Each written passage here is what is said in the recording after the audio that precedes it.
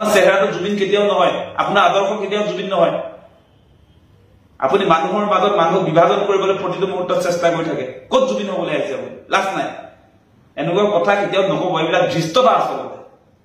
অসমৰ ৰাইজৰ আন্দোলনটো বোলে নিগেটিভ আন্দোলন আৰু বিজেপিয়ে কৰিব পজিটিভ আন্দোলন। জয়ন্ত মল্ল বৰুৱা, হিমন্ত বিশ্ব শৰ্মা, দিলীপ শইকীয়া, সেই মানুহবিলাকে নিজকে জুবিন বুলি ক'লে মানুহে পাগল বুলি ক'ব আপোনালোকক। লাজ নালাগে আপোনালোকৰ? প্ৰতিটো মুহূৰ্তত হিন্দু মুছলমান জাত পাত সেইবিলাকত ব্যস্ত থকা মানুহটোৱে ঘপককে জুবিন হৈ যাব। জুবিনদাৰ মৃত্যুৰ পাছত তেওঁ আচলতে গোটেই সমাজখনক একত্ৰিত কৰিলে। ধৰ্মক লৈ যিটো বিভাজন আছিলে, বিজেপিয়ে যিটো কৰিছিলে সেইবিলাক নাইকিয়া কৰিলে। আৰু এই সময়ছোৱাত তেওঁ পুনৰ হিন্দু মুছলমানৰ ৰাজনীতি কৰিছে। কেতিয়াবা চেনি ফ্ৰীকে দিম, আলু ফ্ৰীকে দিম, মিঠাতেল ফ্ৰীকে দিম। কেতিয়াবা তেওঁৰ বিহু লাগিছে আপোনাৰ এই ঝুমুৰ নৃত্যৰ যিবিলাকে অংশগ্ৰহণ কৰিছিলে, কোনে কোনে বিয়া হলি সেই কথাই সুধিছিলে, মোবাইল কাক কাক লাগিব।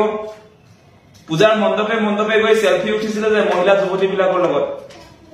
আপোনাৰ যে চিৰিয়াছনেছ নাই, জুবিনদাৰ মৃত্যু হোৱাৰ এসপ্তাহ নহওঁতে যে চেলফি লৈ উঠিছিলে পূজা মণ্ডপবিলাকত, এইবিলাকতো আমি দেখি আছো ন। আপুনি সঁচা সঁচিকে জুবিন অনুৰাগী হয় নে নহয়? আপুনি ভুৱা অনুৰাগী, ভুৱা মুখ্যমন্ত্ৰী। আপোনালোকে ভালকে চালে দেখিব, জুবিনদাৰ মৃত্যুৰ পাছত যেনেকে তদন্ত প্ৰক্ৰিয়াটো চলিছে, আপোনালোকে দেখিব যে সেই শ্যামকানু মহন্ত, হিমন্ত দাৰ ভায়েক, তেখেতকতো পূজাৰ ছুটি আপোনাৰ 6 তাৰিখলৈকে দিছিলে। পূজা চলিছিলে কেৱল আপোনাৰ 1 তাৰিখলৈকে। জানে নহয় এই কথাবিলাক অসমৰ ৰাইজে।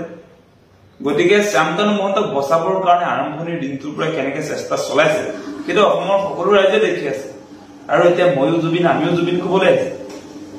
আপুনি ময়ো জুবিন আমিও জুবিন বুলি কবলৈ আপোনালোকৰ আচলতে কোনো ধৰণৰ নৈতিক অধিকাৰ নাই।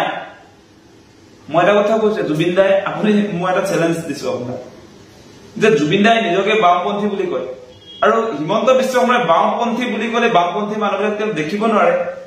আৰু বাওঁপন্থী শব্দটো শুনিলে তেওঁৰ মানে আপোনাৰ বিচাই টকাটি জেকজেকাই উঠে। আচলতে সহ্য কৰিব নোৱাৰে বাওঁপন্থী শব্দটো। আৰু সেই মানুহটোৱে জুবিন দাৰ আদৰ্শ প্ৰচাৰ কৰিব গ'লে। জুবিন দাই নিজকে ছচিয়েলিষ্ট বুলি কৈছিলে, জুবিন দাই নিজকে কমিউনিষ্ট বুলি কৈছিলে। জুবিন দাৰ আইডল চে গুয়েভাৰা আৰু হিমন্ত বিশ্ব শৰ্মাৰ আইডল হিটলাৰ। কথাবিলাক চাওক আপোনালোকে। বিজেপিক জুবিন দাই বটলা পাৰ্টি বুলি কৈছে, বিজেপিক ভোট নিদিবলৈ অসমৰ ৰাইজক কৈছে। গতিকে আপুনি বিজেপিৰ আদৰ্শ আৰু আমাৰ জুবিন দাৰ আদৰ্শ আকাশ পাতাল ডিফাৰেন্স আছে। আৰু আপোনালোকে ময়ো জুবিন আমিও জুবিন কবলৈ আহিছে।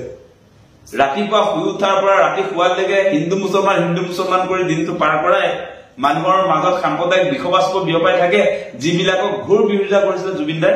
আৰু